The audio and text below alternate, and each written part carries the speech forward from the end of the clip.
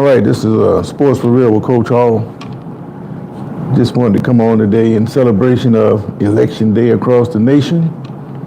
We're going to select our next president. Over the next couple of days, we'll find out the results. But there's a lot of tensions around the particular issue.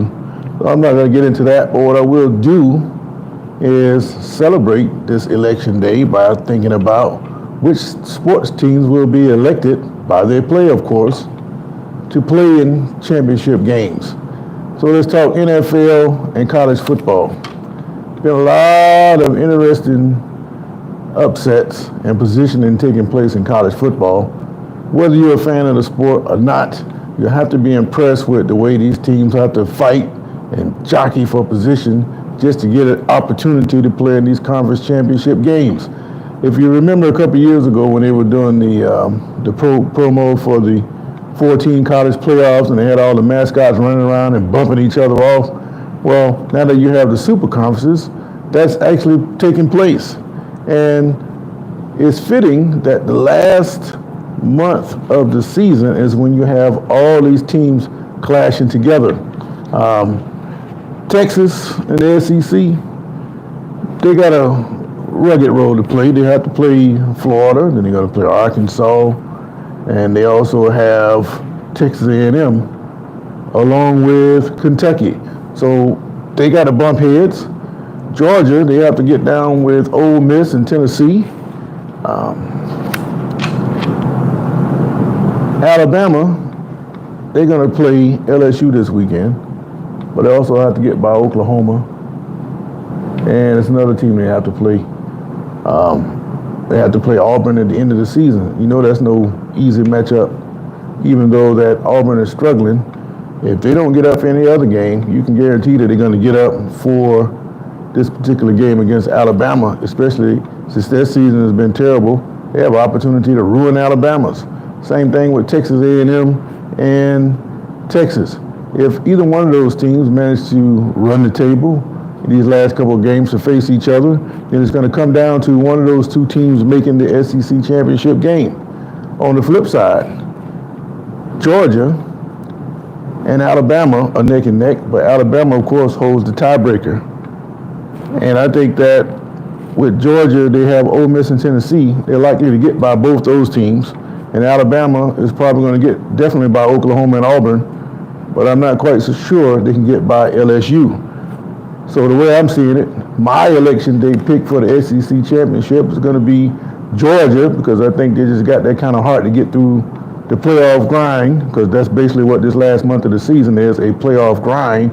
And I think if Texas can get through the games leading up to A&M, they're going to get by Texas A&M. Won't be easy. It's going to be a raucous environment. And like I say, those two teams, you thought Alabama and Auburn hate each other. They really hate Texas. And the way they were playing football up until they went to South Carolina last week, I was ready to tell you right then that Texas A&M was going to run off Texas. But they didn't show up when they needed to. It looked like the pressure is starting to get to them. They realize where they are in the world of SEC football, and I don't think they can handle the spotlight. And if that's the case, they come in with a deadlock with Texas for the final spot to go to that championship game. I think Texas has the advantage there. So I'm picking a Georgia-Texas rematch in the SEC championship game. Now remember, we're still a month out. All these teams are jockeying for position, so they're doing their campaigning on the field, unlike what you see with the politicians in the election today. In the Big Ten, the other big conference, everybody's expecting a big rematch between Ohio State and Oregon. Well, as I look around and I see the way that the schedule is shaping up, I see that Indiana is undefeated, even though their quarterback is banged up. This team hasn't missed a beat. They get by Michigan this week, they have a week off, and they're going to play Ohio State. And if you get by Ohio State, the only team left for them to beat is Purdue. And that's another heated rivalry, and they would like nothing better than to embarrass Purdue. So I'm saying that Ohio State, they still have to play Michigan. And because they're playing Michigan, the week after they're playing Indiana, that is not a good scheduling match for them. In years past, that would have been great. I mean, just a little tune-up, beat old lowly Indiana like you always do, and then you get ready for Michigan the next week. But I'm thinking that if Indiana can get by Michigan, they are going to knock off Ohio State, and I expect to see Indiana to make the Big Ten championship game against Oregon. So I'm going to go with Oregon and Indiana in the Big Ten championship. Not making a pick today, but I'm just telling you about the teams I think are going to be in position to win a championship. Call it a runoff. So in the SEC, I'm going with the Georgia-Texas rematch, and I'm going with Oregon-Indiana. Early picks on that, I'm going to go with, let me come back to that. NFL. In the NFC, there's no question right now who's the best team. That is Detroit. Detroit seems to be the team that's going to run through not only the NFC, but they're primed to win the whole thing. However, San Francisco is still a major threat. They're a threat because they're beat up. Once they start getting their people back, like McCaffrey is in this 21-day window to come off IR, if he starts to play well again, mixed in with that backup running back they have, San Francisco can get on a roll. Now, the Rams are also starting to pick it up because they're getting their players back. They can make some noise in the NFC, but I think consistently it is Detroit in the NFC. On the opposite side, everybody's looking at Kansas City. They squeaked by Tampa last night in overtime. If you notice, Kansas City got about 25 lives. If they don't find a way to beat you on the field, the referees will find a way to put them in position to beat you on the field. But last night, Patrick Mahomes, he got a little scare there that he got banged up. You know, he might be out for a little bit of time. They may slow Kansas City down a little bit, but you know in the playoffs, this is a team that's going to be hard to beat because they know how to win. They got all the things they need to travel in the playoffs. They got a defense, they got a quarterback who can put it in there when it counts the most, and they have the experience of winning. Kansas City is going to be a tough out. Everybody's looking at them to play Baltimore, but Baltimore, like I said, they got a lot of flaws.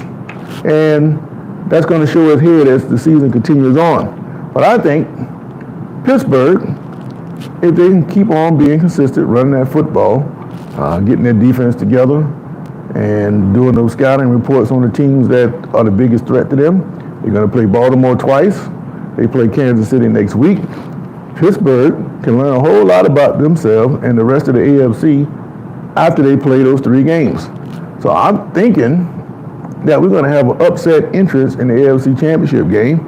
I don't think it's going to be Baltimore. I think Pittsburgh is going to be in that spot, and they're going to take on the Chiefs in the AFC Championship game. And it's time for somebody to dethrone the Chiefs. So I'm going on a limb. I think that Pittsburgh is going to somehow win the AFC to take on Detroit in the Super Bowl. In college football, we have Indiana taking on Oregon. I think Oregon, they got the look of the Irish right now. And if that continues, I think they'll get the bounce in the end to beat Indiana. And in the SEC, if Georgia was to take on Texas again, I think Texas will make the necessary adjustments to beat them. But it's going to be very interesting. It's going to make for some great football.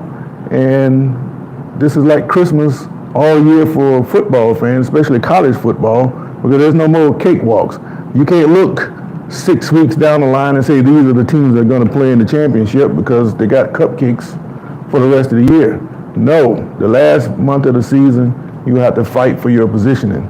And I think it's great. So I'm looking forward to that. All right, let's see what the comments say. You so right, 22-12 Rugby North Dakota Killers team is the best. I'm not sure who that, much information about the North Dakota Killers. Send me some information on that. All right. Did Patrick Mahomes get more interceptions than Jalen Hurts? What do you mean, intersections? I know what you're trying to say, interceptions. No, I would take Patrick Mahomes over Jalen Hurts any day to be my starting quarterback. What else we got here? Next time I see you can speak. Got money for the king. Hope is all well. Good morning, blessed king. Well, good morning, wet. I don't know what that name means, but I hope it's something positive. But yes, I just want to come on and say a few things about the election day. I don't get off into politics because that's such a polarizing subject, so I try to avoid it. May the best candidate win is all I can say, but I'm interested to see which teams are going to pull it out to make these championships, especially in college football. It's such a rugged ride that nobody's ever seen before, and it's always best when you play it out on the field. Well, if you think about all the years before when it came down to polls and we're going to select who plays who, and you can't play this team because they're tied to this bowl in the conference sections. You know, like the Orange Bowl champion had to go, the Big 8 champion had to go to the Orange Bowl, and the SEC champion went to the Sugar Bowl. Then that tied you into a position where you don't play a team that's caliber to you. And a lot of times teams that were crowned champions, if they were to play another team that was a threat to them, 9 times out of 10, they probably wouldn't have won. Even if you look at the history of number ones versus twos generally beat the ones. Why? Because they feel disrespected. And they got the opportunity on the field, and most of the time they took care of business. But that does not to say that the best teams, whoever they are, whatever your rank, they're going to shine through. Because the best teams can beat anybody, and if they play their best ball, that's generally what's going to happen. And you're going to see that, especially with the high school football players starting to kick off.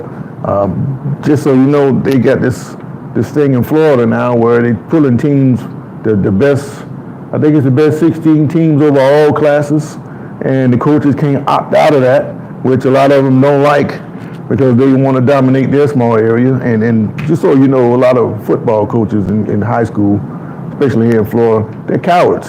They want to win and they want to look good, not because they're trying to do the best for the kids, just to make themselves good. That is the purpose.